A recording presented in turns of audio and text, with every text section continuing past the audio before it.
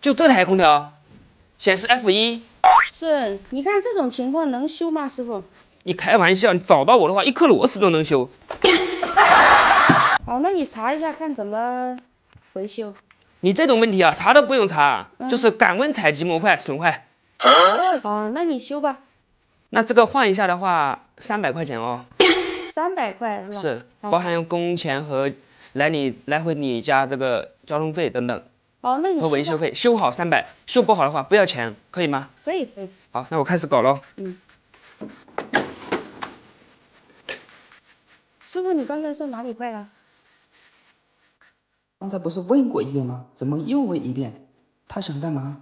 难道你这个啊，感温数据采集模块损坏了。好。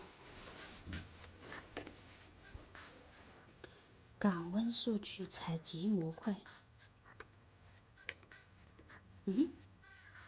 怎么没有啊？请找到。好，搞好了啊，不显示 F1了。好的，师傅你好厉害啊！你是怎么做到的？看一眼你就知道哪里坏了。因为我有小助手啊。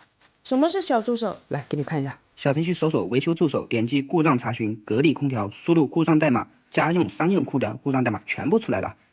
哦，对了，原价29.9块一年，输入口令钟师傅3个字，直接9块9，使用1整年，只要9块9，非常的划算呢。